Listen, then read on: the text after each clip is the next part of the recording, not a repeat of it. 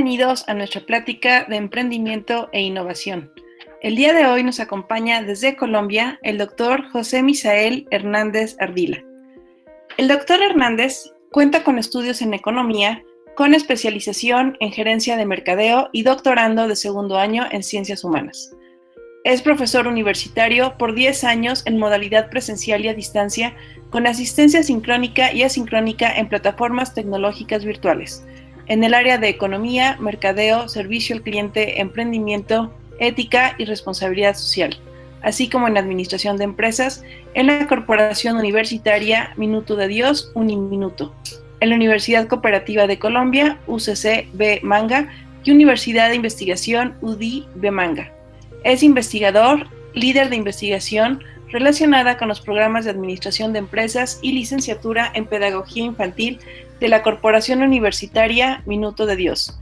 Investigador acreditado en Colciencias, coautor de libros y artículos científicos en emprendimiento e innovación y educación. Tutor y director metodológico, además de evaluador y calificador de proyectos de investigación.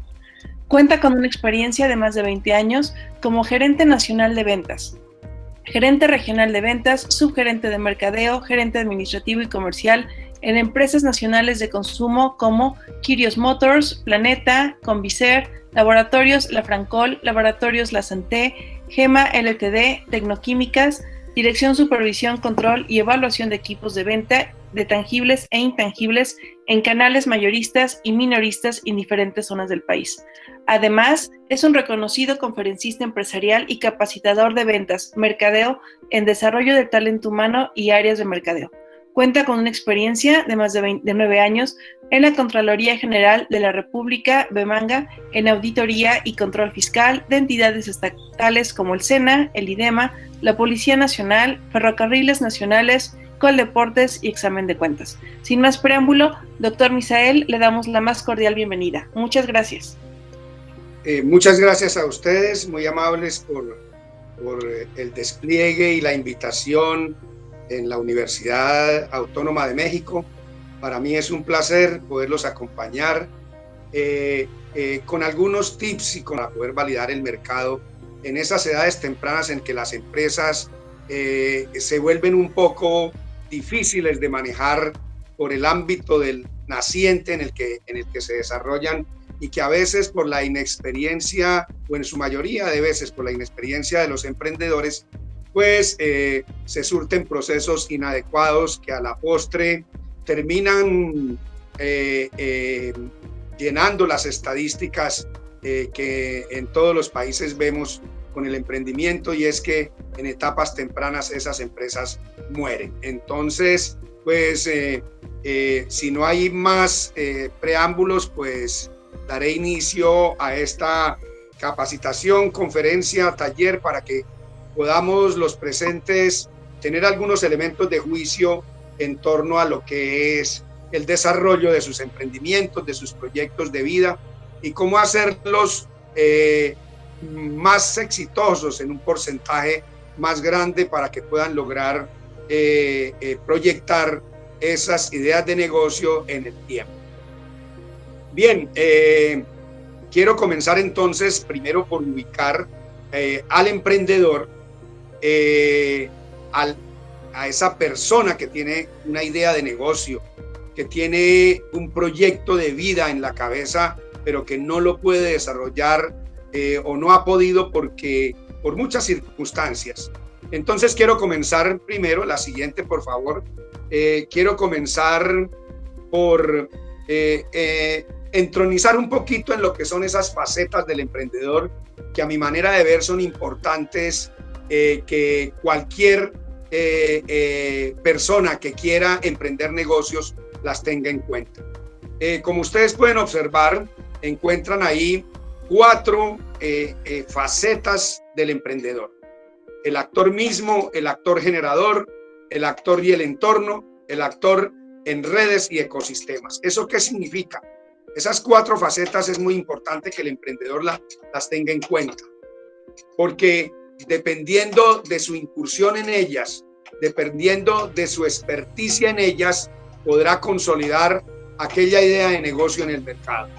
Entonces, antes de definir cuáles herramientas pueden ser para validar en los mercados de productos o servicios, es muy importante que el emprendedor tenga en cuenta estos detalles. El primero es el actor mismo. En esa medida, entonces, es aprender a conocerse. Cuando uno hace talleres con personas que quieren incursionar en emprendimientos, en ideas de negocio, lo primero que uno detecta son las fallas de conocimiento de sí mismos.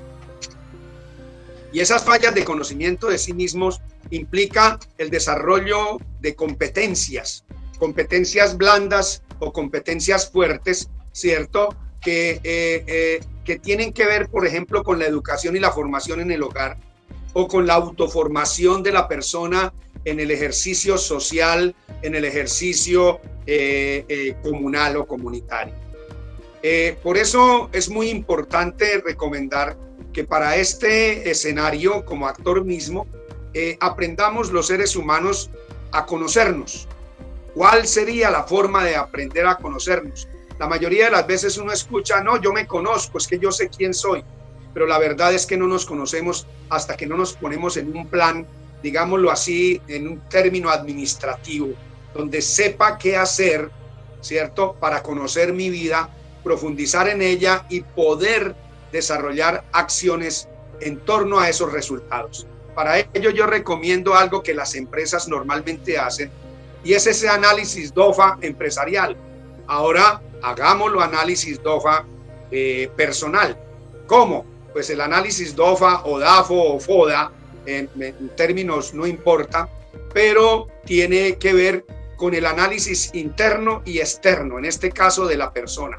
El análisis interno que corresponde a desarrollar, y normalmente en talleres con emprendedores yo les solicito que por lo menos descubran 10 fortalezas que tengan y 10 defectos, 10 cualidades y 10 defectos. Eso sí, escribiéndolas. ¿Para qué? Para que pueda detallarlas. En la medida en que las descubre, en la medida en que las tiene, pues lógicamente al saberlas puede proceder cómo cambiarlas. Por ejemplo, si yo descubro, ¿cierto? Que soy perezoso, pues lógicamente yo tengo que hacer un cambio fundamental en ese proceso para poder lograr que mi emprendimiento, esa idea de negocio, tenga éxito, porque si yo soy el dador de esa empresa, el dador de ese negocio y soy perezoso, pues definitivamente puede llegar a ser el acabose. Entonces, ese análisis interno es fundamental para que las personas logren entenderse quiénes son, poder fortalecer aún más esas cualidades y poder recomponer esos defectos, ¿cierto? O debilidades que se tienen. Por el otro plano está el plano de las oportunidades y las amenazas. Pues también en ese mismo análisis DOFA reconocer cuáles son mis oportunidades. Por ejemplo, el hecho de que podamos como estudiantes ir a una universidad, prepararnos, que la universidad me permita unos procesos, pues es una gran oportunidad que tenemos quienes somos estudiantes frente a otros que no la tienen, y es una gran fortaleza porque coadyuva en ese proceso fortificador y fortalecedor del estudiante y del futuro emprendedor. Y las amenazas también hay que reconocerlas. Normalmente uno descubre las amenazas, sobre todo en las mujeres, ¿cierto? En estas sociedades latinoamericanas donde todavía a la mujer se le tiene no como ese puntal de lanza del progreso de una sociedad, sino todavía a nivel familiar costumbres muy arcaicas, en el sentido de que la mujer debe ser es para el matrimonio, la mujer debe ser es para atender el marido, etcétera, etcétera, etcétera. Pues también es importante reconocer esas amenazas de las personas que le impiden a uno o que le dicen, oiga, ¿usted para qué se puso a estudiar? Usted debió ponerse a trabajar, etcétera, etcétera. Entonces, todo eso es muy importante reconocerlo a través de ese análisis DOFA. Ahora bien, en torno al actor generador, pues es muy importante que comience a verse como ello, una persona que propulsa, que impulsa su propio progreso, que genera a partir de su reconocimiento de sus debilidades y sus fortalezas, genera acciones de cambio. Y ese cambio, ¿cierto?, tiene que ver con construir una persona mejor adecuada a las circunstancias que exige y demanda una unidad de emprendimiento o una unidad empresarial. Entonces, fundamental ese cambio. También reconocer que a partir de iniciar un proceso de idea de negocio o de un emprendimiento, está generando una nueva institución en el mercado, está generando nuevas formas de economía para el crecimiento del país, para el crecimiento de su región. ¿Por qué razón? Tener claro que cuando yo construyo un emprendimiento, fundamental no solamente para mi propio pecunio, sino también que voy a permitir a partir de ese ejercicio emprendedor lograr incorporar nuevos puestos de trabajo que van a contribuir al crecimiento económico a través de la planeación de esa nueva empresa. Entonces, fundamental ser un actor generador y tener claro eso. Como actor en el entorno, oigan bien, también es muy importante verse no solamente construyendo su idea de negocio, sino que tiene que mirar el entorno donde esa empresa o ese negocio se está estructurando. Y ahí es muy importante comenzar a ver con claridad esas redes empresariales. Cómo dejar el pasado en que como empresa soy enemigo de la otra, de la que es mi competencia. Cómo buscar cooperación entre esas empresas, así sea con posiciones distintas en la cadena productiva, ¿cierto? Pero que con las ventajas competitivas que cada una pueda crear, hagamos sinergia para lograr resultados. Al principio, antes de mi charla, de comenzar la charla, hablaba yo con los compañeros del programa de innovación de materiales sobre cómo establecer sinergias la Universidad Autónoma de México con la Corporación Universitaria Minuto de Dios en Colombia. Sinergias en el sentido con los docentes de las mismas cátedras, cómo establecer clases espejos o cómo establecer correspondencia con la investigación, con los profesores de allá y nuestros profesores investigadores. Asimismo, las empresas deben lograr esos procesos, ¿cierto? Hoy mirar hacia ese punto para lograr producir mejores resultados. No se olviden que nosotros como empresa tenemos un objetivo común y ese objetivo común, ese objetivo indeleble que hoy en día debe promulgarse es generar, ser actores sociales también, no productivos y empresariales, sino también actores sociales que generen, además de nuestro trabajo empresarial, generen principios, fundamentación y ejercicios en la comunidad que les permita desarrollarse. A su vez también esas redes empresariales deben ser horizontales, es decir, así ofrezcan el mismo bien y haya competencia. ¿Cómo hacemos sinergia para producir economías de escala, para generar procesos? Aquí tenemos nosotros un ejemplo de una empresa a nivel nacional, de nivel cooperativo, que se llama Copidrogas. Y están ahí asociados todos los droguistas del país, esas unidades de emprendimiento pequeñitas, chiquiticas, que no tienen oportunidad en el mercado y que por ser tan pequeñas y demandar poco, pues no producen un peso específico en el mercado. Entonces, ¿qué hacen? Hacen sinergia entre todas y a nivel cooperativo, ¿cierto? Se unen para hacer negocios con los productores farmacéuticos, con los grandes laboratorios farmacéuticos, para producir negocios en conjunto y poder lograr unos porcentajes más altos de descuento que les permita mejorar sus utilidades o ganancias. Y también están los clústeres, ¿cierto? Cómo estructurar esos eslabones que nos permitan en la cadena productiva hacer una sinergia verdadera para lograr los mejores resultados en beneficio no solamente de nuestra estructura empresarial en crecimiento y en desarrollo, sino también para todas las que en él se inserten. Y por último, debemos tener y reconocer que también hay un ámbito que es el actor en redes y en ecosistemas, en los ecosistemas. Hoy en día es muy importante ver cómo el emprendimiento ha generado una sinergia alrededor de las instituciones públicas y privadas.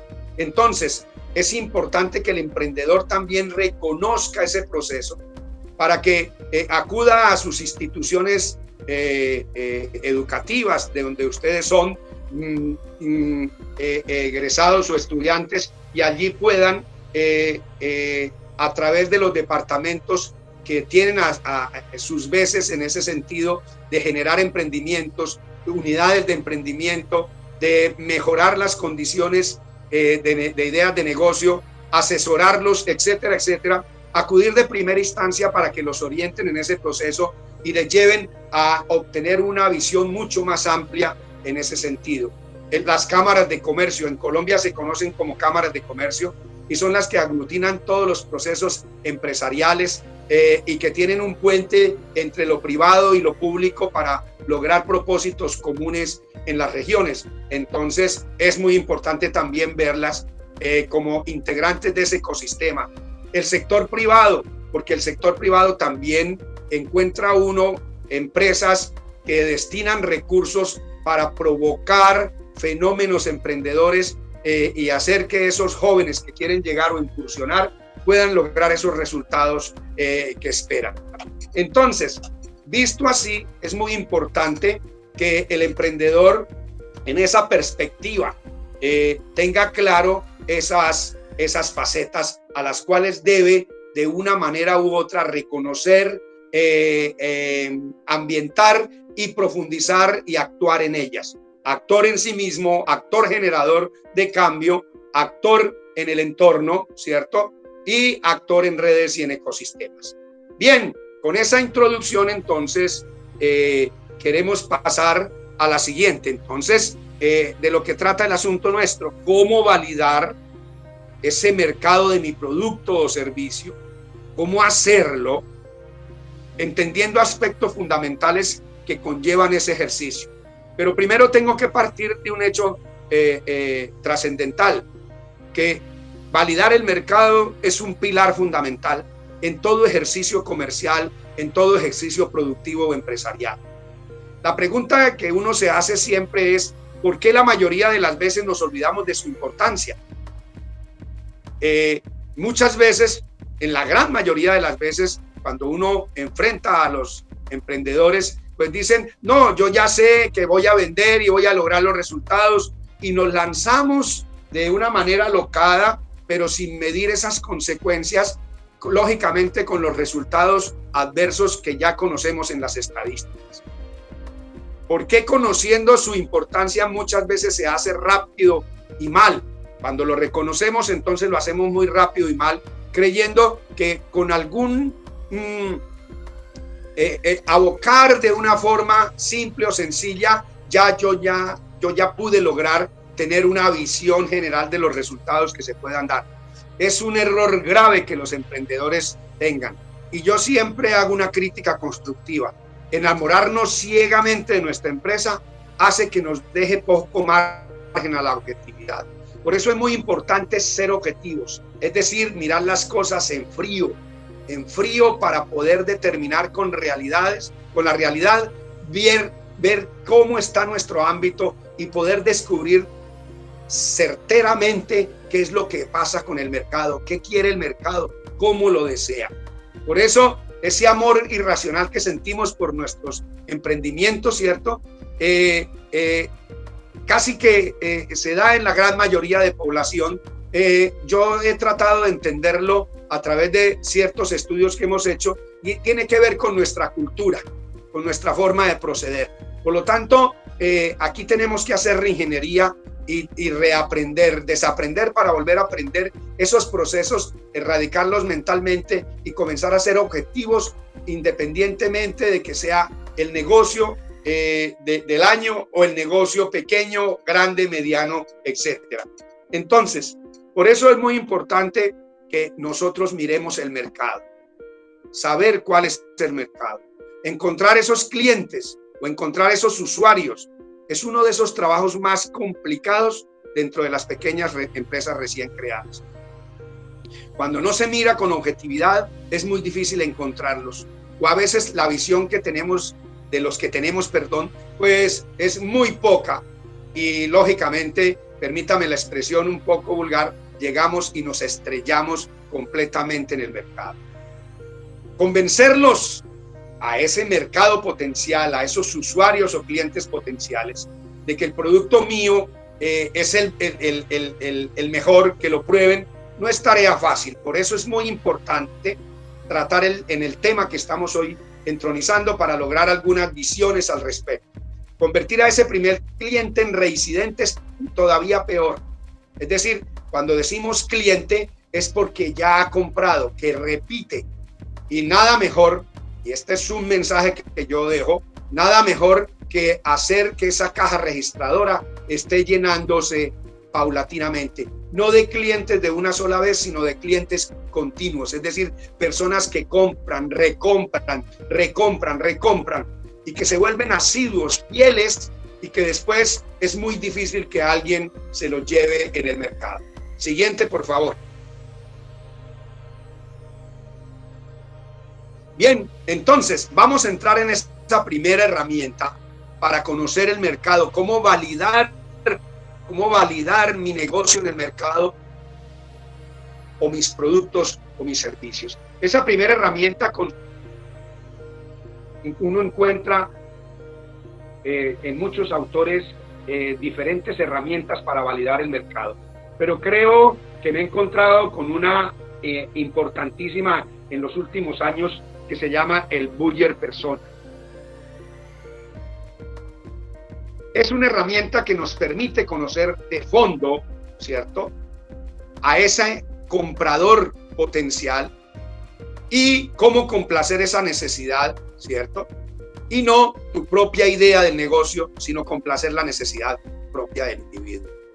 Es decir, y aquí lo que hace el Buyer Person es enseñarnos a que nunca dejemos de preguntar y escuchar. Esto es fundamental y permítame que no vale la herramienta si no la aplicamos adecuadamente. Y tiene que ver con preguntar y escuchar, volver y preguntar, macear, seguir haciendo incidencia sobre el asunto hasta lograr pulir unos datos que nos permitan verdaderamente en la realidad abocar ese mercado con consistencia y con éxito. Entonces, esa relación que es muy importante no perderla de vista, producto-mercado, es lo que yo llamo ese tesoro escondido de las empresas. Díganlo bien, relación producto-mercado, el tesoro escondido de las empresas. Encontrarlo es un requisito indispensable para poder pasar a cualquier nivel, en el siguiente nivel en que se encuentre la empresa, el negocio, el emprendimiento. Y aquí quiero hacer una salvedad. Esta es una herramienta que sirve para una empresa, para un negocio, para un emprendimiento que quiera comenzar o para negocios establecidos, porque nos permite profundizar sobre nuestros clientes, entenderlos mejor para poderles colocar en sus manos los productos y servicios que ellos verdaderamente requieren. Desde ese punto de vista, es muy importante tener en cuenta que tenemos 3 pilares básicos en la empresa, los que nos permiten iniciar la empresa o en el ejercicio de la misma. El primero es el equipo, el segundo es el producto y el tercero es el mercado. Si uno mira las escuelas de administración no muy lejanas, encuentra que hasta antes de final del siglo XX y muy posiblemente todavía hay vestigios en muchas áreas de la economía donde la importancia del equipo es fundamental. Eso está pasado a recoger, eso está pasado de moda, eso ya no es lógico, debe pensarse en el equipo, pero no es al que se le debe dar la importancia por encima del producto del mercado. Hoy el factor determinante es el mercado. ¿Y por qué? Porque las economías nos están mostrando altos niveles de competitividad y esa competitividad implica que comencemos a generar acciones para lograr mercados propios. Óiganlo bien, para lograr fraccionar el mercado en aquellos grupos humanos que verdaderamente tengan necesidad de nuestros productos o que con nuestros productos y servicios nosotros podamos satisfacer en su totalidad sus necesidades, sus exigencias. Entonces, ese mercado es determinante hoy en día vigilarlo. De ahí que una herramienta como el Buyer Person es indispensable para saber y conocer ese mercado. Y aquí voy a tocar una máxima, ¿cierto? Tener un buen producto que encaje con el mercado correcto. Esa es la máxima de cualquier empresa. Y en el momento adecuado es mi recomendación. Por eso, cuando implemento una herramienta como el Buyer Persona, pues yo voy a comenzar a detectar verdaderamente quién es ese cliente mío, ese cliente ideal, ese cliente que verdaderamente puede abocarse en el mercado a comprar mis productos y mis servicios y no los de otra empresa o la de otro competidor. Por eso lo importante aquí para lograr ese mercado como un factor determinante, debo comenzar por construir un buen producto. Pero ojo, no nos quedemos en ello. Aunque construir un buen producto puede crear un mercado, también es importante y mucho más efectivo para todos nosotros por las circunstancias, la historia y todo lo que ya se ha escrito sobre ello, dirigirnos directamente a un mercado interesante y que se encuentre en pleno crecimiento. Es fundamental, ¿cierto? Porque educar a un mercado nuevo, déjenme decirle, algunos lo logran, pero es muy costoso, muy caro. Entonces, para comenzar en esas ideas que tenemos, es bueno enfocarnos en mercados interesantes que estén en pleno crecimiento. Fundamental. Con esas ideas, entonces, continuemos nuestra charla. Entonces, decíamos que a través del Buyer Person yo puedo comenzar a entender cómo comunicarme con mis posibles clientes, porque esa comunicación es clave para validar lo que sea, cualquier herramienta. Decía hace un rato, si no comunico, si no estoy en constante comunicación entendida desde el punto de vista de su definición literal, que va en un solo sentido de un emisor a un oyente, pues lógicamente es ahí donde yo tengo que recapacitar y decir cómo voy a lograr esa comunicación con mi mercado, con mis potenciales clientes. Entonces, comunicarme es algo importantísimo, es la clave para validar cualquier mercado. Entonces, desde ese punto de vista, es importante entender que las empresas consolidadas o no pueden crear un mercado nuevo e ir viendo cómo funciona tu producto y tu servicio delante de él.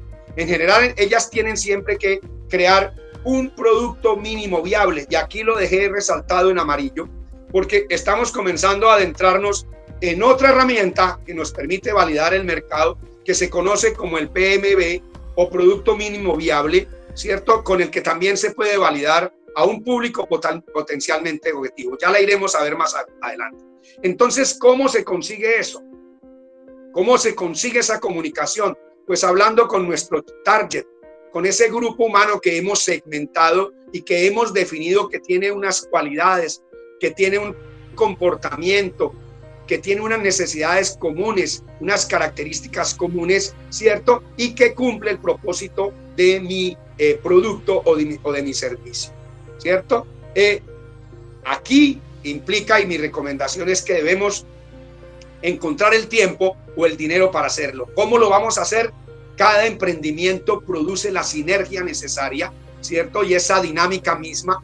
Lo importante es no perder de vista que debo establecer una comunicación continua y constante con mis potenciales clientes. Desde ese punto de vista, entonces, esos principales errores que cometen las empresas con respecto a sus clientes y que debemos tenerlas en cuenta y que son comunes y que debemos erradicar son las siguientes. Primero, lo que uno encuentra en muchos estudios es que los emprendedores no escuchan las necesidades de los clientes que ya han conseguido. Hay que sacarles el provecho, hay que estarlos exprimiendo. Yo recuerdo un restaurante al que voy a manteles con mi familia de vez en cuando, y normalmente cuando yo termino de pagar la cuenta, me entregan un cuartico de hoja de papel de carta en el que hay 8 preguntas y me dicen: señor, ¿será tan amable de respondernos estas preguntas? Y cuando yo comienzo a leerlas, que tienen que ver con el servicio, con el plato servido, con la ambientación del lugar, etcétera, etcétera, yo solo tengo en mi cabeza algo facultativo, y es: aquí hay un administrador de empresas, aquí hay un emprendedor que está pendiente de la comunicación con sus clientes, que le está preguntando al mercado qué le gusta, qué no le gusta, etcétera. Entonces es muy importante exprimir a esos clientes que ya tenemos y estarles preguntando ¿cierto? Porque desde el punto de vista de las teorías del servicio al cliente está comprobado que las personas nunca comentan si no se les presiona, nunca damos respuesta, y peor aún si son cuestiones irregulares o anómalas. Con mayor razón, menos hablamos, pero sí las comentamos en otras instancias, lo que es peligroso para los negocios. A veces el solo voz a voz es suficiente para encumbrar un emprendimiento o para debilitarlo. Entonces, esa es una de esas principales errores que tenemos que evitar. El otro es seguir la teoría HiPO, ¿cierto? Highest Paid Person Opinion, que significa en sus siglas en inglés, que es la opinión del emprendedor o de la persona superior en el organigrama, del gerente o el administrador, que apuesta por el instinto, óiganlo bien, más que por el caso a los datos a la hora de tomar decisiones. Y ahí que por eso una de las herramientas fundamentales a las manos de cualquier emprendedor, que lo estoy diciendo de una forma un poco vulgar, es lo que se conoce como hacer investigación continua de mercados. Y no se trata de hacer algo dimensionable o costoso, como ustedes lo pudieron ver en el ejemplo. Ahí se está haciendo investigación de mercados para conocer datos, tener datos y poder tomar decisiones al respecto. Ese error, ¿cierto? Estos dos errores que acabo de mencionar, que son muy comunes, que deben erradicar los emprendedores, pues se circunscribe a algo que uno lo escucha a todo nivel, ¿cierto? En esa, como dijera, en ese desborde de alegría cuando alguien inicia un emprendimiento, ¿cierto? Y entonces ve ese mercado como su mundo, lo ve inmenso, grandísimo, y dice, no, oportunidades es lo que tengo. O mis clientes son todos, o todos quieren mi producto. Grave error, grave error. Debemos aprender a ser objetivos en el inicio de nuestros emprendimientos. De ahí que un buyer persona nos va a permitir gastar menos, pero para poder entender a nuestros clientes, saber cómo son. Entonces, porque a través de él nos permite crear un buen perfil de las personas a las que queremos llegar con nuestros productos y servicios. Siguiente, por favor. Entonces, validar ese buyer, ¿cierto? Es la parte de validación del mercado. Con él valido el mercado. Sigue. No, sí, ahí está, perdón, por favor. Se trata entonces de crear un perfil de cliente ideal. Digan bien, ¿cómo crear ese cliente de perfil ideal? Ese perfil de cliente ideal. Para poder conectar con la audiencia, la empresa entonces necesita conocer bien a su público. No podemos comunicarnos con alguien al que no conocemos. Necesitamos saber de él, quién es. Y de esta forma poder expresarme como ellos, entenderlos, poderles dirigir el mensaje de forma correcta. Y esto es posible gracias al buyer persona. ¿Cuáles son esas características más importantes del buyer que lo componen?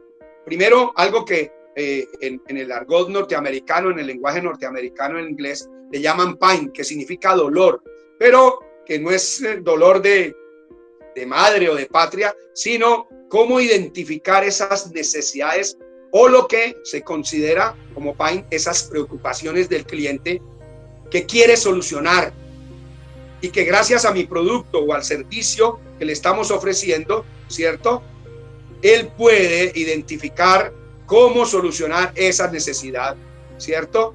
Y de ahí poder pasar a lo que conocemos como el driver, que es encontrar esa motivación que lleva a tu cliente ideal a consumir el producto o el servicio como si fuera propio, como si él lo hubiese creado. Esto es muy importante porque cuando esta circunstancia se da, arranca un proceso que en el marketing se conoce como la fidelización de clientes, es decir, clientes fieles, clientes que así les pase la planadora por encima, siguen creyendo en nosotros, siguen creyendo en nuestro producto o nuestro servicio, pero además de eso lo defienden a capa y espada en el mercado.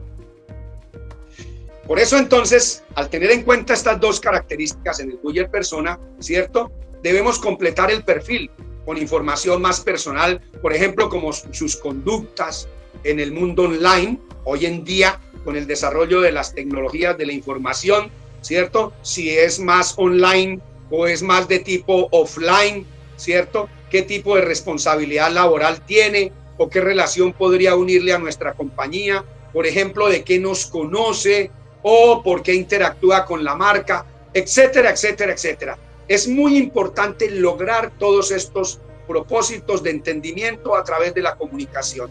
Entre más información tengamos, mucho más importante será. Recuerden que el que tiene la información tiene el poder. La siguiente, por favor. Entonces, ¿cómo crear ese buyer persona? Pues aquí tenemos un perfil, ¿cierto?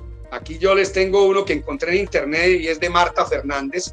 Y Marta Fernández es un nombre ficticio que ha sido creado para lograr entender este tipo de clientes, este target de clientes, este segmento de clientes que tienen unas características más o menos similares. Por ejemplo, un perfil, como ustedes lo pueden ver, ¿cierto? Unos datos demográficos que me llevan a entender quién es ella, unos hábitos de compra importantísimos, unos intereses particulares, unos retos, ¿cierto?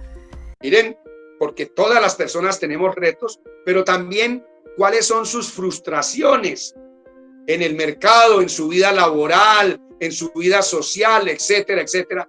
Y también cuáles son sus objetivos de vida. Como ustedes pueden ver, aquí está condensado cómo crear ese buyer persona. Pues a partir de ahí se hacen las preguntas respectivas para lograr este perfil, el cual recomiendo que cuando estemos haciendo un perfil logremos hacer de 2 o 3 que los caracterice. En este caso, pues caracterizando la mujer del perfil o el hombre del perfil, ¿cierto? O el niño del perfil, etcétera. O la persona de mayor edad en un perfil específico, pero los voy segmentando de manera que me permita tener claridad a dónde voy a formular mis recursos, a dónde los voy a destinar, en dónde voy a hacer esos esfuerzos. Bien, para poderlo entender entonces, la siguiente, por favor. Entonces, ¿cómo creo ese buyer persona? Entonces, esas preguntas que yo me puedo hacer para lograr eso que veíamos anteriormente de Marta Fernández, pues muy importante hacernos preguntas como las siguientes. ¿Cómo se llama tu buyer persona? Colocarle un nombre específico, ¿cierto? Que puede ser uno de la realidad, que recoja los intereses de otros o características similares de otros, pero le coloco un nombre. ¿Cuáles son sus datos personales, como lo veíamos ahí en la parte izquierda? ¿De qué trabaja o qué puesto tiene? Muy importante, porque eso nos ayuda a determinar también una relación con el mercado. ¿Cuál es su trayectoria laboral? ¿Cuáles son sus responsabilidades laborales? ¿Qué resultados o objetivos debe lograr ahí? ¿Cuál es el impedimento para concretar esos objetivos? ¿Qué le impide? ¿Qué le dificulta? ¿Qué le impide no poder llegar a ellos? ¿Qué dificultades ligadas a tu buyer persona, ¿cierto?, puede ayudar a resolver tu producto? Porque cuando yo pregunto esos ideales, entonces también me pongo en el zapato del otro, es decir, logro un proceso que ya vamos a ver cómo se complementa ese buyer persona, y ese proceso de empatía me permite poderme ubicar en el contexto del otro para entenderlo y poder definir ese cliente ideal, ese buyer persona. ¿Cuáles son las redes sociales que frecuenta? ¿En qué formatos prefiere consumir su información? ¿Cierto? Es decir, hoy en día con el desarrollo de las tecnologías, ¿cómo le gusta? O le gusta ir al autoservicio, le gusta ir a los mayoristas, le gusta ir a la tienda minorista, etcétera, etcétera. Todos esos son detalles muy importantes para poder precisar ese cliente ideal. ¿Qué dispositivos utiliza? ¿Cierto? Computador, tablet, teléfono inteligente, etcétera, etcétera, etcétera, porque nos permite saber también los canales por donde llegar. ¿De qué manera prefiere que lo contacten? Telefónica, email, correo de voz, WhatsApp, etcétera, etcétera. Aquí la clave está en conocer a fondo tu buyer persona. Estas son solo unas preguntas tipo que podemos ir complementando en la medida de la visión de nuestro producto o de nuestro servicio en el mercado, ¿cierto? Enamorarnos de él es importante para poderlo. Yo no me enamoro de alguien si no lo conozco. querer complacer su necesidad. No, óiganlo bien, vuelvo y recalco, no mi propia idea, no lo que yo concibo, es lo que concibe el cliente de la idea de nuestro producto, de nuestro servicio. Suena fácil, lo digo aquí, pero cuando estás emprendiendo, muy importante, emprendedores deben tener en cuenta tantos aspectos que no se te quede ninguno por fuera. Así es que para lograrlo, vuelvo y recalco, no dejes de preguntar y escuchar y volver. Aquí siempre digo que uno debe volver a la edad de los porqués, de los 5 o 7 años, donde el niño siempre uno le dice, ¿por qué? Papi, ¿por qué? Y uno le dice, papito, por esto y por aquello, y le dice, ¿y por qué? ¿Y por qué? ¿Y por qué? Y uno dele y dele y dele y dele.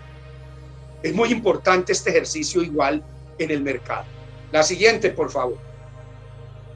Entonces, para poder apuntar a ese mercado, esto también lo tomé de internet, que me parece fundamental, entender eso y poder lograr un Buyer Pearson adecuado, pues tengo que apuntar a ese mercado correcto. La clave siempre es preguntar, preguntar, preguntar, ¿cierto? Primero, hazte preguntas sobre el mercado.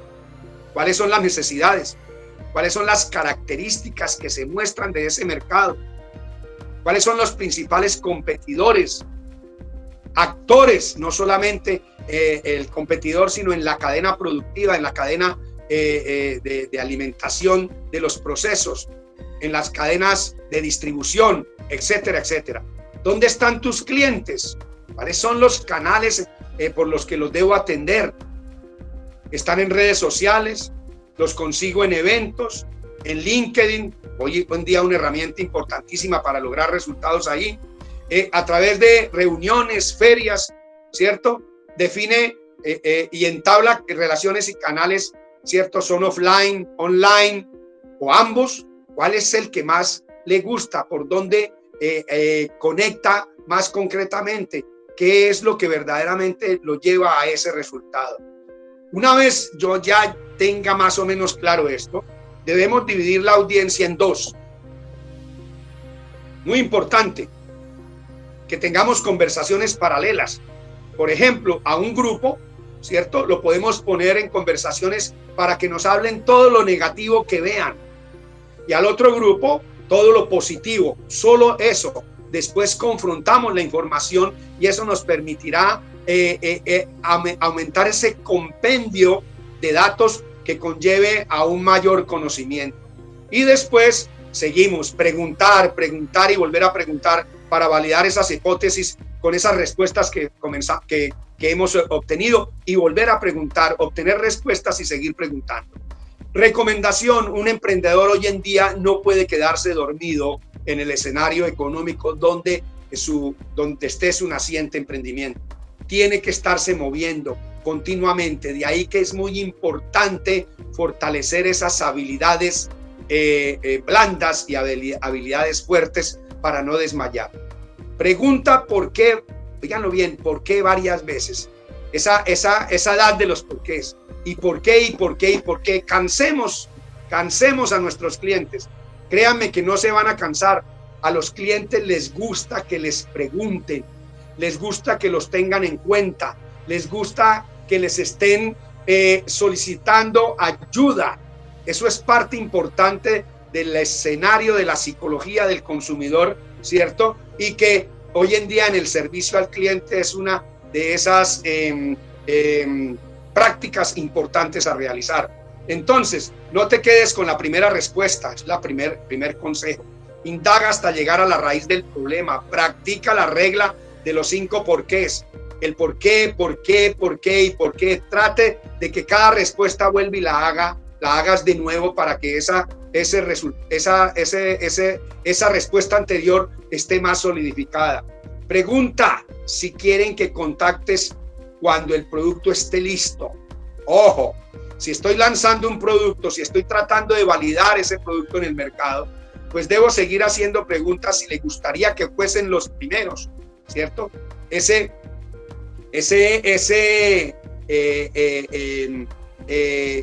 comprador potencial inicial que a muchos les gusta ser los primeros, que sea el primero tocado por por ese producto o servicio.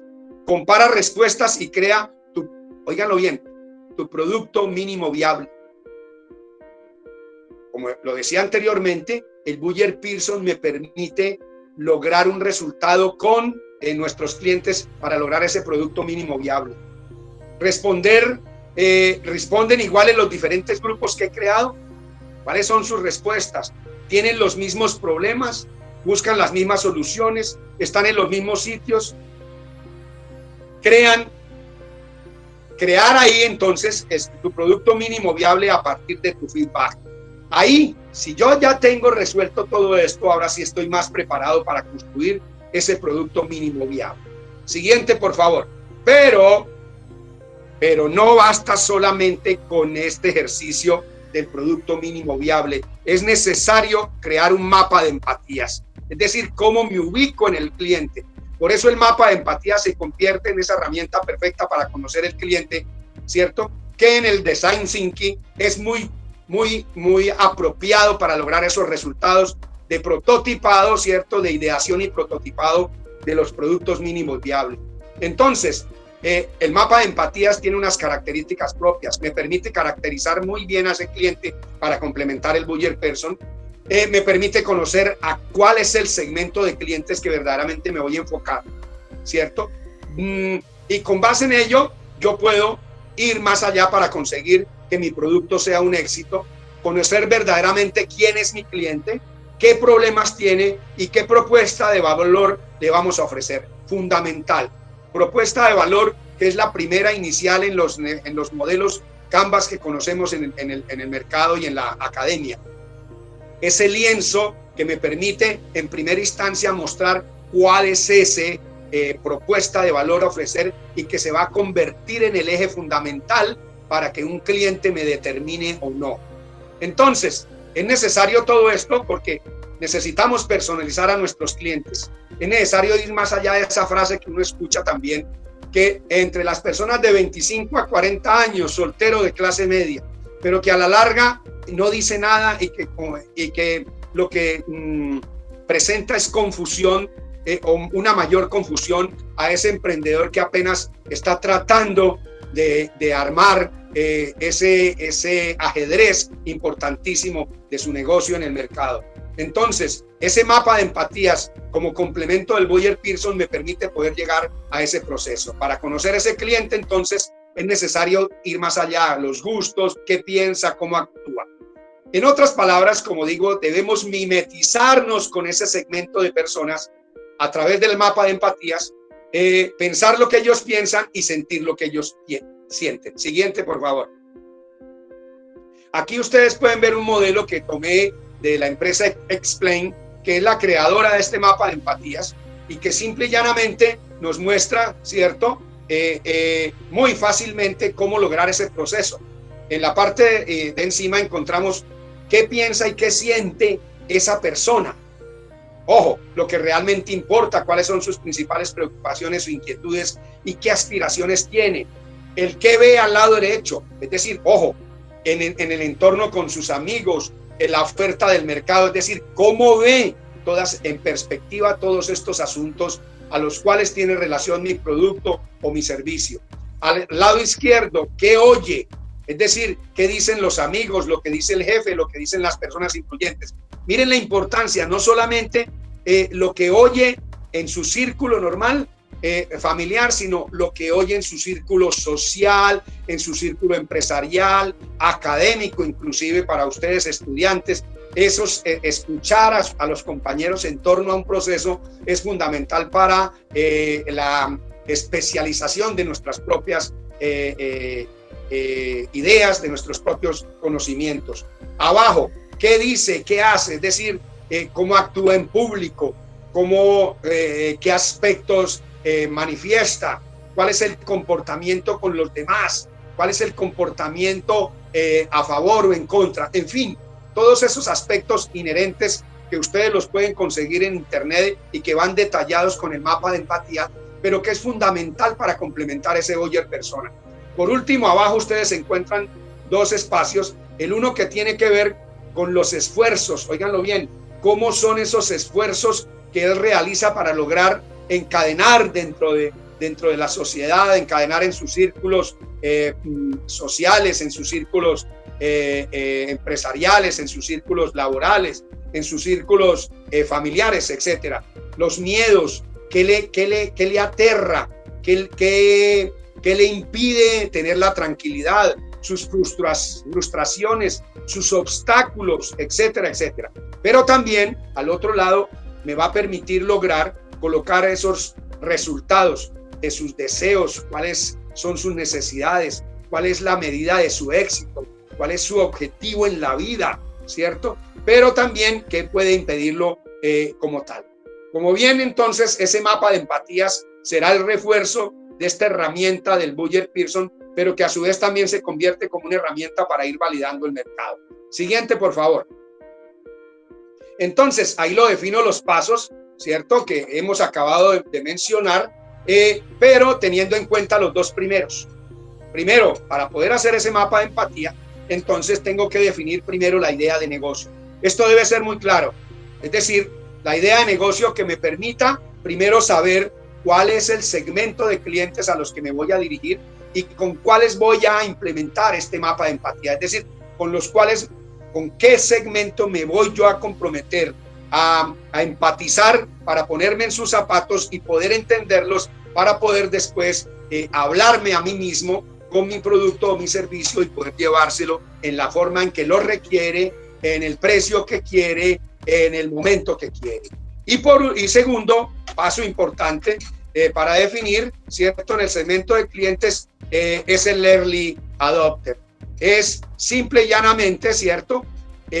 Reconocer que en los mercados siempre hay adoptantes, clientes adoptantes que les gustaría compenetrarse con nosotros y que a veces cuando uno escribe en internet ellos le responden inmediatamente y le dicen, oiga, aunque no me gustaría meterme, pero a mí me importaría si lo vemos aquí así o lo vemos allá. ¿Es posible que yo pueda tenerlo de esta forma? Ese sería un early adopter al cual yo debería tener en cuenta para definir mi mapa de empatías y por sobre todo definir ese Buyer persona, pero a partir de primero definir cuál es el segmento de clientes a los que voy a llegar. El resto ya los definimos. Ese mapa de empatía, muchachos, y para todos los demás, pues es una herramienta que te permitirá anotar, como ustedes lo vieron, todas las características de tu cliente y tener siempre una persona concreta a quien dirigir esa oferta de producto. Bien, con estas dos herramientas que ya nos permiten ir como validando ese mercado sin esfuerzo, sin gasto, sin mayor esfuerzo económico, pues pasamos a la siguiente, por favor.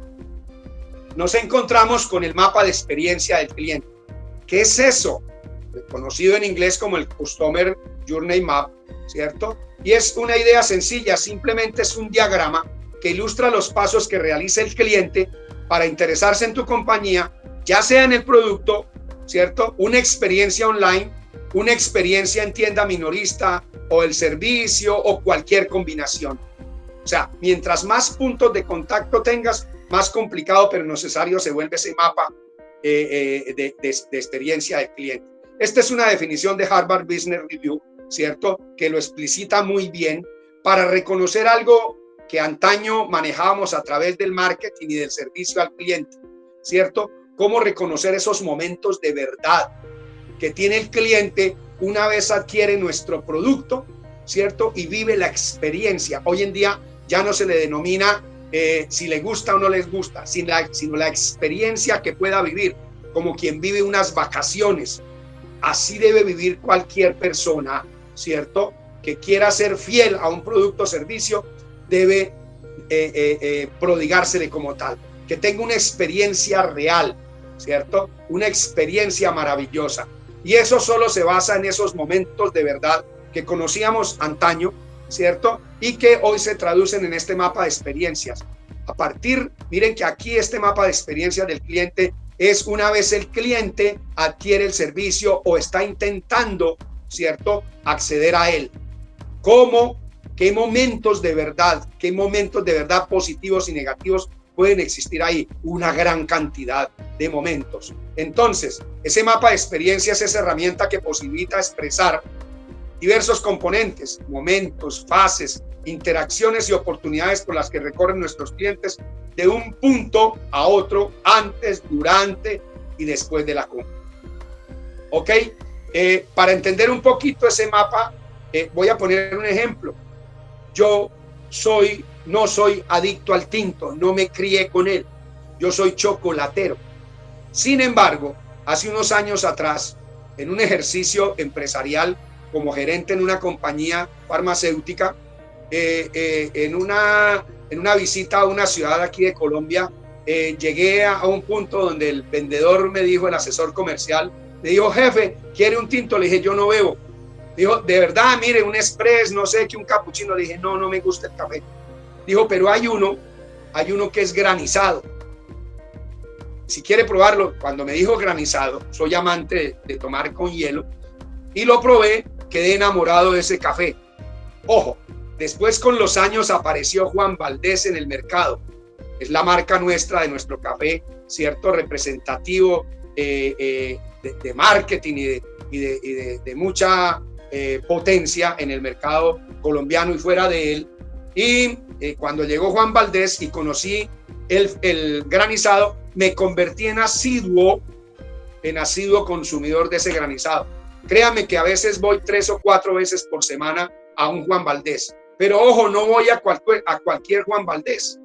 Voy a Juan Valdez donde me permite, después de una sesión aquí, estoy en mi estudio, en mi apartamento, y de estar encerrado, le digo a mi esposa, vámonos, voy a trabajar en el Juan Valdez de un centro comercial aquí que se conoce como Cacique, y allá me acomodo. ¿Por qué? Porque encuentro cómo enchufar mi computador, tengo energía, estoy plácido en un sitio, en un rincón, mientras que mi esposa hace recorrido por el centro comercial. Yo estoy viviendo la experiencia de la que me gusta, el ámbito, el sitio, el lugar, los servicios, tomarme lo que a mí me gusta en la forma que me gusta. Pues eso es una experiencia de momentos de verdad que suman, que yo deje, que sea un cliente fiel, y que en la prospectiva no vaya a querer ser o dejar de ser cliente. Eso es lo que se conoce como una experiencia. Muy importante recomendar la siguiente, por favor, porque permite a través de él unos beneficios al emprendedor, y es conocer esas diferentes etapas vivenciales del proceso de decisión, de consumo y experiencia posterior a la compra, como uno de esos principales beneficios mismos que se complementan y lo hacen cuando un emprendedor con un producto o un servicio tiene en cuenta esos detalles y se prepara para ello, se anticipa, pues logra diferenciarse ante los competidores, logra perfeccionar la eficiencia operacional. ¿Por qué? Porque con ese mapa le permite disminuir las ineficiencias, es decir, entronizar a los colaboradores para lograr mejores resultados, ¿cierto? Reduciendo los costos y reduciendo trámites y tiempos que van a redundar en la productividad del negocio y lógicamente en la competitividad en el mercado. Y el otro aspecto fundamental del beneficio del mapa es la potencia de la coordinación interna. Es decir, cómo logra que al traducir todos esos momentos de experiencia que puede sufrir el cliente, conocerlos, aprender de ellos y con los colaboradores lograr un enfoque diferente a la organización que permita lograr o aumentar la excelencia. Siguiente, por favor.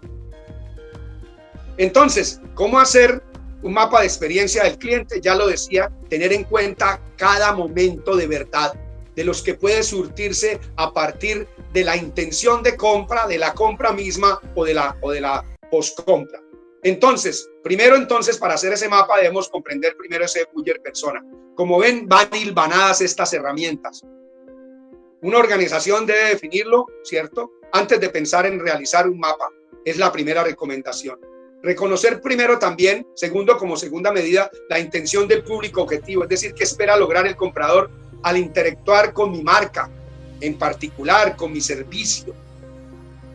Analizar cada tipo de usuario. Es muy importante verlo dentro de cada tipo en la segmentación o en el target escogido.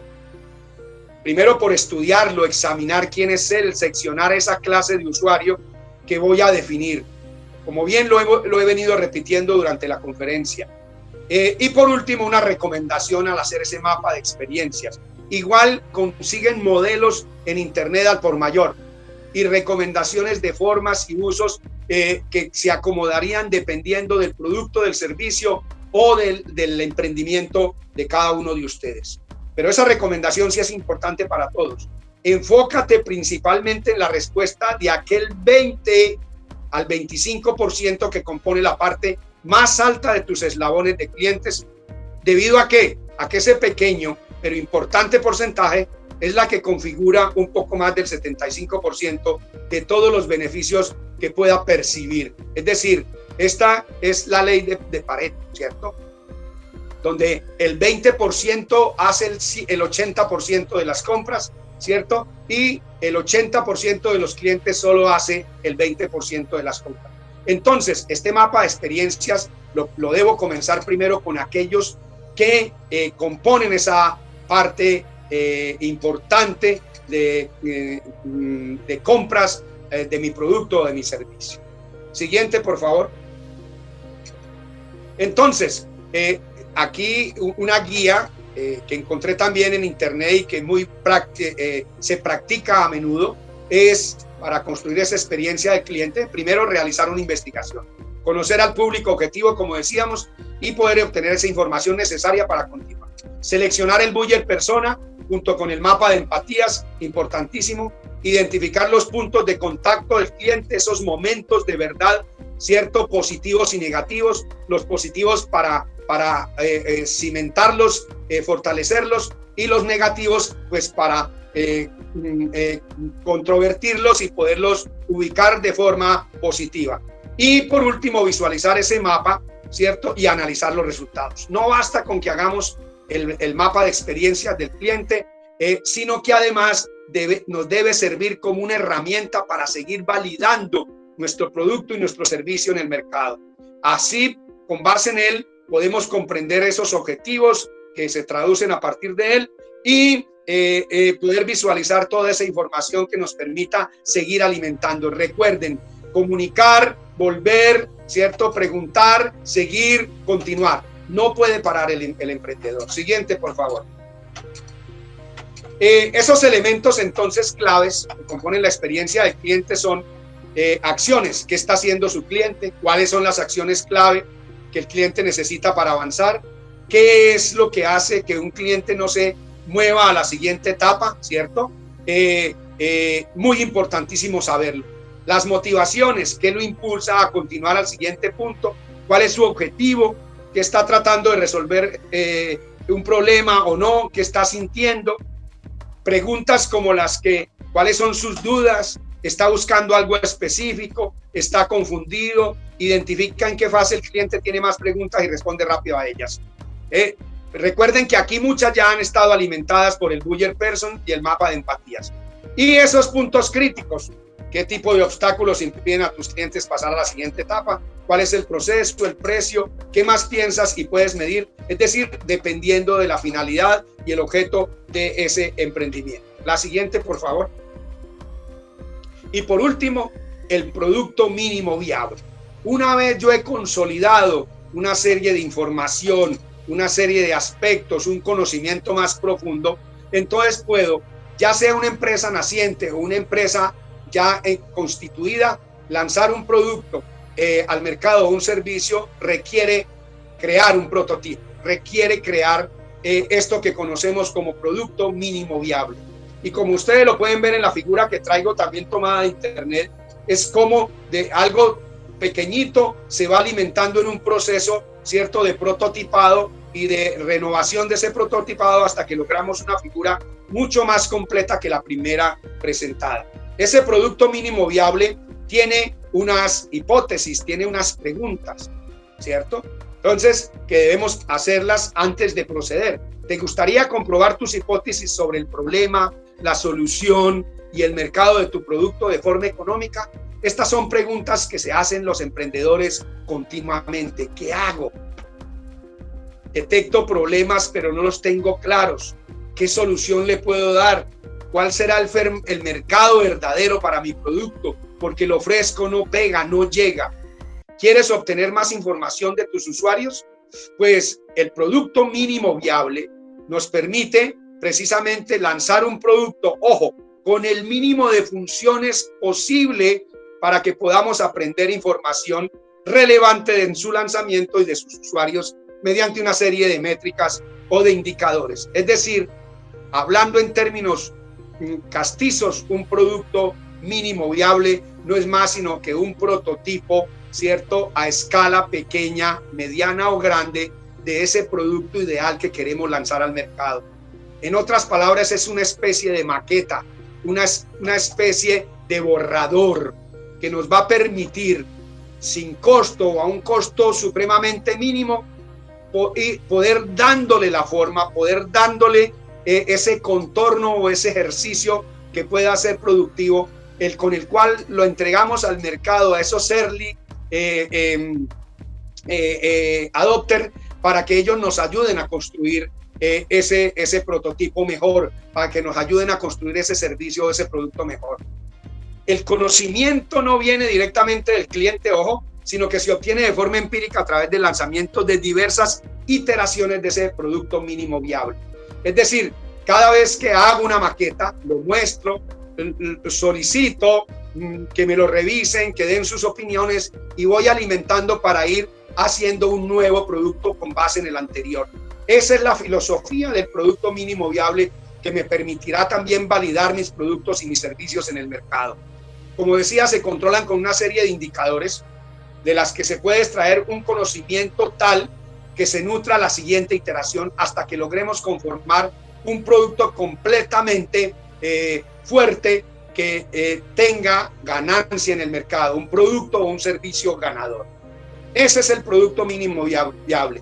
Eric Ries, un autor de emprendimiento y de marketing, pues escribe una definición que me gusta mucho. Es la versión de un nuevo producto que permite a un equipo recolectar la máxima cantidad de aprendizaje validado sobre clientes al menor costo. ¿Quiénes nos ayudan? Pues a quienes se los entreguemos en las manos para que hagan ese proceso y nos ayuden a construir con sus ideas, desde sus propias ópticas, con su propia objetividad, cómo mejorar ese producto o ese servicio. Y Bram Cooper, otro escritor también muy interesante en el marketing, dice: un producto con el mínimo de características necesarias para lograr un objetivo específico y que los clientes estén dispuestos a pagar de alguna forma con un recurso escaso. Y este es una de los factores que se han encontrado en el desarrollo de esos productos mínimos viables, que aquellos early adopters que dan su opinión, que proponen, que se meten en el cuento del producto o el servicio nuestro, son los que primero les gustaría recibirlo, son los que primero les gustaría disfrutarlos, porque se sienten parte importante de ello, y eso ya es una ganancia grande a las manos de un producto o un servicio en un emprendimiento o de un emprendedor. Entonces, importantísimo entender la filosofía del mismo. ¿Cómo se hace ese proceso? Se conoce como el bucle de construir, medir y aprender, ¿cierto? Como lo ven en la figura, a partir de una idea, ¿cierto? Yo construyo, después hago el prototipo, después mido, es decir, lo llevo al early adopter, lo analizan, me entregan unos datos nuevos, aprendo sobre él y de nuevo construyo idea para seguir alimentando ese proceso. Entonces está pensado para trabajar de forma en ese bucle, para construir, medir y aprender con cada iteración. Miren que después de cada idea, cuando he pasado todo el proceso, esa nueva iteración es un nuevo prototipo, ¿cierto?, que va a ser protagónico en las manos de los early adopters para que ellos me vayan construyendo y me vayan dando nuevas ideas al respecto. Lógico, no se olviden que eso no puede darse a la deriva, tiene que definirse una serie de indicadores previos con los cuales debe trabajarse, con los cuales debe filosofarse, por llamarlo así, en torno a esos prototipos que vaya mostrando, ya sea en productos o ya sea en servicios. Siguiente, por favor. Pues bien, entonces, una vez construido ese producto mínimo viable, necesitamos medir y aprender para generar esas nuevas hipótesis. ¿Qué va a pasar a partir de aquí? Y esas hipótesis surgen con cada pregunta. Por ejemplo, ¿existe un grupo de usuarios con el problema que nuestro producto pretende solucionar?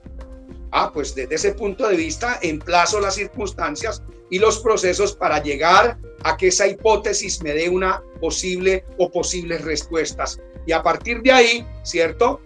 Lograr cuál es el problema que tengo que solucionar y qué debo replantear si es el caso, ¿cierto? De forma novedosa, de forma nueva, o qué innovarle a ese prototipo.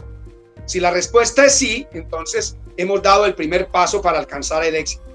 Pero si la respuesta es no, necesito volverlo a llevarlo a los early adopters para que prototipen mejor y para que mejoren objetivamente sus recomendaciones sobre ese producto mínimo viable. Entonces, ojo, importante, ese producto mínimo viable no se desarrolla para las masas, se desarrolla para el early adopter que he venido manifestando a través de esta última instancia. El early adopter es aquella persona que se encuentra en todos los rincones de la geografía mundial, de nuestras regiones, de nuestras ciudades, y son aquellos que quieren inmiscuirse en los procesos de los productos y de los servicios que ven, y con sus aportes, cuando yo soy escucha, cuando estoy con los oídos abiertos y los ojos despiertos, puedo lograr mejorar considerablemente esos productos o servicios para entregarlos en óptimas condiciones de servicio, en óptimas condiciones de adaptabilidad al mercado y en óptimas condiciones de satisfacción a los potenciales clientes. Muy bien. Me gusta una frase que he encontrado de Bill Cosby, ¿cierto? Donde dice que no sé la clave del éxito.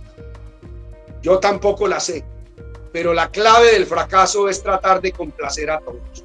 Por eso la máxima final, a partir de estos ejercicios académicos que acabo de hacer, es invitarles para que produzcan resultados en un target específico, en un grupo específico que les ayude a validar estas herramientas en el mercado, que les ayude a validar con estas herramientas, validar un mercado que sea efectivo, que sea exitoso y que verdaderamente les permita lograr unos resultados y unos crecimientos hacia el futuro.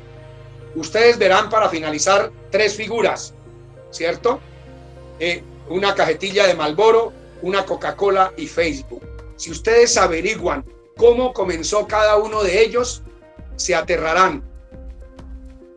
A diferencia de lo que nosotros en nuestra visión, que he hecho crítica constructiva en el transcurso de la charla, no debemos ver el mercado como el mundo, ¿cierto? No debemos verlo y arrancar así, sino que todos los clientes son míos. No, Marlboro comenzó primero, ¿cierto? Estimulando a un target específico que fueron las mujeres. Marlboro nació como marca para un grupo específico de mujeres. Coca-Cola, óiganlo bien, recuerden bien que su historia la conocemos, interesante. Primero fue un jarabe que nació para ser vendido en droguerías. Y por último, Facebook, recuerden muy bien, sobre todo los jóvenes, Facebook nace solamente para atender un target específico, un mercado de jóvenes, ¿cierto? En un rango de edad específico, más no para lo que hoy en día ya se ha vuelto. Miren que los 3 comenzaron en pequeño, en un target específico y terminaron abarcando mercados universales, mercados mundiales. ¿Ok? Muy bien, muchachos. Y por último, muchas gracias. Espero haberles podido orientar el cerebro dejado lleno de inmensidad de cosas que solamente tengan que comenzar a desmenuzarlas para que puedan ir abocando con estos ejercicios, mejorar sus emprendimientos, involucrarse en esas ideas de negocio que tienen desde hace años y que no han podido por algunas circunstancias. Decirles hoy que el emprendedor es aquel que va construyendo el avión y va volando al mismo tiempo. Si no se miran así, jamás lograrán los resultados. En otras palabras, un emprendedor, en el ejemplo que les acabo de dar, no deja caer su avión y logrará hacer lo que sea necesario para mantenerse en forma.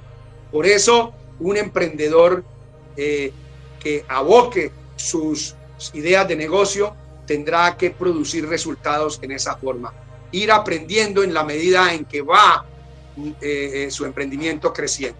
Hoy fue precisamente un aprendizaje que les permita tener unos tips para lograr unos mejores resultados y que logren precisar mejores aspectos para el éxito de sus negocios, de sus ideas. Tenemos una pregunta. Un producto es perfecto.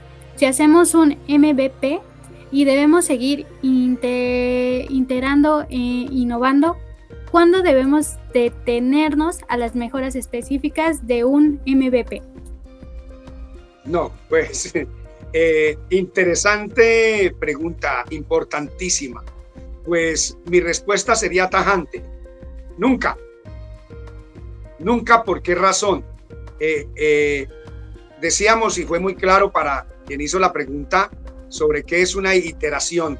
Y es un círculo, algo tautológico que sale de un sitio y vuelve al mismo sitio, pero mejorado.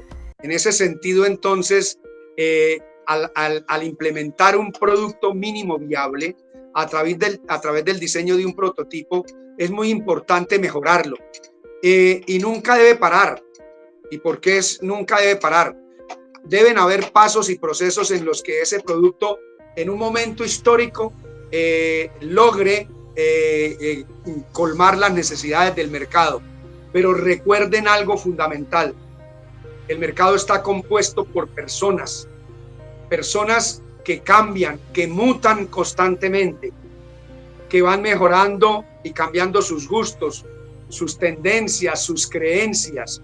Y lógico que con el desarrollo de las tecnologías de la información, hoy hay un público informado en el momento en que los productos salen al mercado, en que las tendencias se dan. Por lo tanto, el mercado al cambiar, ¿cierto?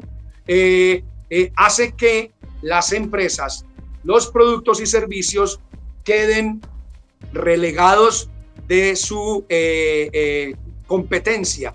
Entonces deben estar diseñando, deben estar implementando y validando en el mercado prototipos, ya sea de productos o servicios, que le permita ir conociendo cómo se van acondicionando a esas nuevas necesidades, a esos nuevos deseos, a esos cambios o a esas tendencias que las personas van logrando día a día por sí mismas o con el desarrollo de las sociedades. Entonces yo diría que el producto mínimo viable, cualquier empresa, cualquier emprendedor, cualquier negocio debe estarlo implementando continuamente para que le permita estar avante, ¿cierto?, sobre esas circunstancias que hayan mejorado, que hayan cambiado en la sociedad. Perfecto, doctor José. Bueno, al parecer no tenemos otra pregunta. Muchas felicitaciones por parte de las personas hacia usted, por muy buena ponencia. Gracias, un placer escucharlo. Algo fundamental, y para nosotros que estamos impulsando la parte de emprendimiento de tipo científico, las empresas de base tecnológica, lo que comentó me parece totalmente pertinente, el identificar quién es nuestro buyer persona, quién es nuestro cliente, hacia dónde va nuestra investigación, nuestro conocimiento, que quitemos un poquito esa mentalidad o ese paradigma que tenemos de que estamos generando soluciones que todo mundo quiere, que todo mundo espera, cuando no sabemos quién es todo ese mundo y estamos generando soluciones esperando encontrar dónde aplicarlas en lugar de hacer lo opuesto, ¿no? Que es identificar un problema y precisamente a ese problema nosotros desde el lado de la ciencia, de la investigación, pues buscar darle una solución a lo que realmente está buscando el mercado y la sociedad. Pues muchísimas gracias, doy lectura al reconocimiento. El Instituto de Investigaciones en Materiales de la Universidad Nacional Autónoma de México otorga el presente reconocimiento a José Misael Hernández Ardila por su ponencia Herramientas para validar el mercado en etapas tempranas. en el marco de Pláticas de Emprendimiento e Innovación del Instituto de Investigaciones en Materiales, Ciudad Universitaria, 2 de marzo del 2021. Por mi raza hablará el espíritu. Doctor Misael, muchísimas gracias y a todos, muchas gracias. Buenas tardes.